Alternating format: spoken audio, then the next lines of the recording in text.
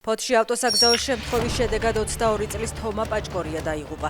ადგილობრივების ინფორმაციით, მსუბუქი ავტომანქანა ჯერ ევაკუატორს შეეჯახა, შემდეგ მოსრიალდა და სატვირთოს დაეჯახა. დაშავდა კიდევ ერთი ადამიანი, რომელიც საავადმყოფოში გადაიყვანეს. მკვლელის მამამ ტონი შეცვალა და აქამდე თუ ნიანგის ხრემლებს აღვარღვარებდა, დღეს ამაყად დააბოდებს.